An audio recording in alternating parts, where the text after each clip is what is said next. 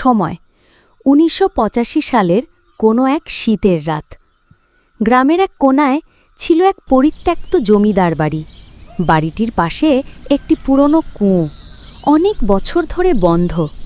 গ্রামে প্রচলিত ছিল সেই কুঁয়ো থেকে মাঝরাতে কেউ কেউ কান্নার আওয়াজ শুনেছে, তবে কেউ সাহস করে কাছে যায়নি।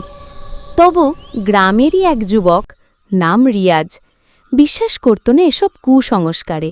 সে শহরে পড়াশোনা করে, বিজ্ঞান মানে, ভূত মানে বোকাদের গল্প, এই ছিল তার ভাবনা। একদিন সে চ্যালেঞ্জ করে বলল, আজ রাতেই আমি সেই কুয়োর বাসে বসে থাকব, দেখি ভূত আসে কিনা। সবাই হাসল, কেউ কেউ সাবধান করল, কিন্তু রিয়াজ একগুঁয়ে। রাত ১১টার সময় সে একটা লণ্ঠন নিয়ে বাড়ির পাশের কুয়োর কাছে গেল। চারিদিকে নিস্তব্ধতা, শুধু ঝিঝি ফোকার ডাক। রিয়াজ একটা পাথরে বসে কুয়োর দিকে তাকিয়ে থাকল। সময় গড়াল 11:30, 12টা। ঠিক 12:15 হঠাৎ এক ঠান্ডা বাতাস বইয়ে গেল। কুয়োর ভেতর থেকে আস্তে আস্তে একটা কান্নার আওয়াজ ভেসে এলো, মা মা। রিয়াজ চমকে উঠল, লণ্ঠনটা কাঁপতে লাগলো তার হাতে। সে ভাবল এটা নিশ্চয়ই কারোর প্র্যাঙ্ক বা শিয়ালের ডাক। তবে আওয়াজ এবার একটু স্পষ্ট হলো, একেবারে কারোর গলার আওয়াজ, যেন এক শিশু। আবার বলল, আমাকে তুলো মা, কুয়োর তলায় ঠান্ডা।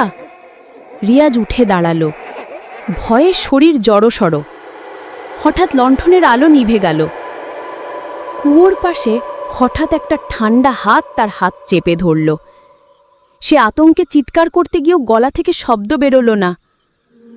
কুয়োর ভেতর থেকে এক নারী কণ্ঠ ভেসে এলো, আমার ছেলেকে ফিরিয়ে দাও। আলো জ্বলে উঠল আবার। কুয়োর পাশে কেউ নেই। রিয়াজ তখন অজ্ঞান। পরদিন সকালে লোকজন তাকে কুয়োর পাশে অচেতন অবস্থায় পেল, চোখে মুখে আতঙ্কের ছাপ।